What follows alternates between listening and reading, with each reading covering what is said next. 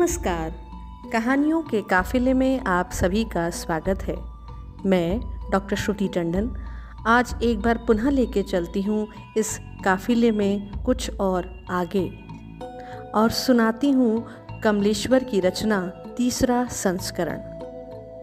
कुछ खास है ये संस्करण, किस तरीके से, इसे जानने के लिए चलिए सुनते हैं लोकबात की खास पेशकश कहानियों का काफिला। एक बौद्ध भिक्षु था। उसने 6 खंडों में भगवान गौतम बुद्ध की जीवनी लिखी। लगभग 3000 पृष्ठों के उस भारी भरकम ग्रंथ को प्रकाशित करने के लिए कोई प्रकाशक तैयार नहीं हुआ। भिक्षु बहुत निराश हुआ। तब समाज के कुछ लोगों ने सोचा कि क्यों ना भगवान गौतम बुद्ध की इस जीवन कथा को चंदा जमा करके छपवा दिया जाए। इससे समाज का हित होगा।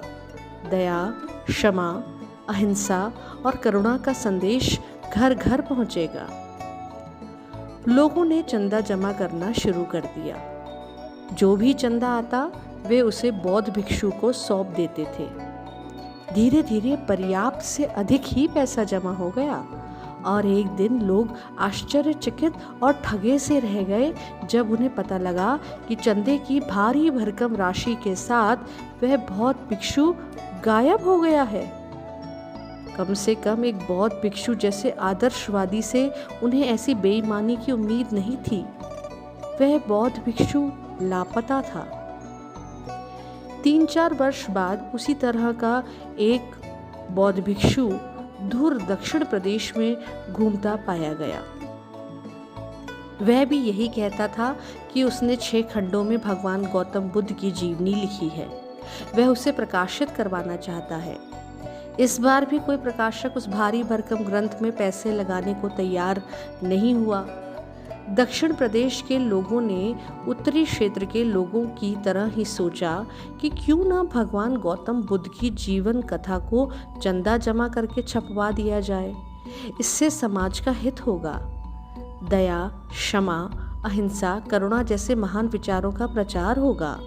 लोगों ने चंदा जमा करना शुरू कर दिया। वे भी चंदे की राशि को बौद्ध भिक्षु को सौंप देते थे। उन्हें मालूम नहीं था कि उत्तर भारत में यही व्यक्ति चंदे की मोटी पूंजी लेकर चंपत हो चुका है।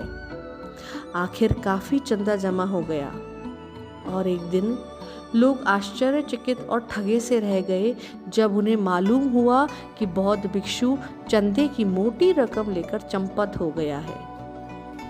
लेकिन अब सिवा पछताने के किया भी क्या जा सकता था। धीरे धीरे यह बात उत्तर दक्षिण में फैल गई कि एक बौद्ध भिक्षु भगवान गौतम बुद्ध की जीवनी लिखने और उसे प्रकाशित करने के नाम पर धोखाधड़ी का धंधा कर रहा है। फिर कुछ समय बीत गया। 3-4 वर्ष बाद वह सारनाथ मंदिर परिसर में घूमता हुआ पाया गया। वह पहचाना गया। लोगों ने उसे पकड़ लिया, उसकी लानत मलामत की, अपमान किया। उसने अपना अपराध मंजूर किया। एक प्रकाशक को इस घटना का पता चला। उसने सोचा कि यह भिक्षु तो बेईमान है ही, ये भगवान गौतम बुद्ध की जीवनी के नाम पर फिर समाज को धोखा दे सकता है। अच्छा यही होगा कि भगवान बुद्ध की जीवन कथा को प्रकाशित कर दिया जाए। फिर ना रहेगा बांस, ना बजेगी बांसुरी। धोखाधड़ी का सिलसिला ही खत्म हो जाएगा। आखिर किताब का पहला खंड प्रेस में दे दिया गया। शुरू के पन्ने के मैटर का सवाल आया।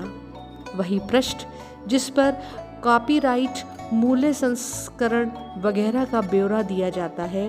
बौद्ध भिक्षु ने उस पर लिखा, तीसरा संस्करण। प्रकाशक चौंका। उसे लगा कि भिक्षु फिर किसी बेईमानी पर उतारू है। उसने भिक्षु से पूछा, इस तीसरे संस्करण का क्या मतलब है? क्या ये ग्रंथ 2 बार पहले कहीं छप चुका है? यही समझिए, भिक्षु ने उत्तर दिया।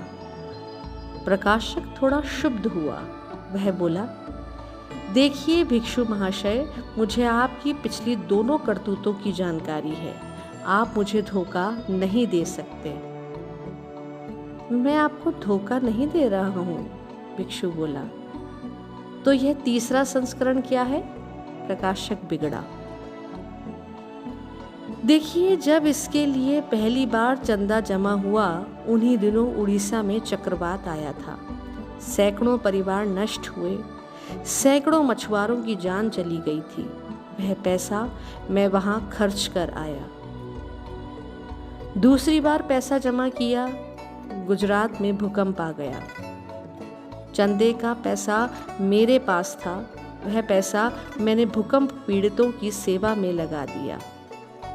यही तो भगवान बुद्ध के जीवन और उनकी करुणा का संदेश है। यदि मैं उस पर आचरण नहीं करता तो मुझे यह जीवनी लिखने का अधिकार नहीं था। लेखक जो भी लिखता है, उस पर यदि वह खुद विश्वास और अमल नहीं करता तो उसका लिखना व्यर्थ है। तो महोदय, इसका पहला संस्करण उड़ीसा में निकला, दूसरा संस्करण गुजरात से। इस तरह यह अब इसका तीसरा संस्करण है।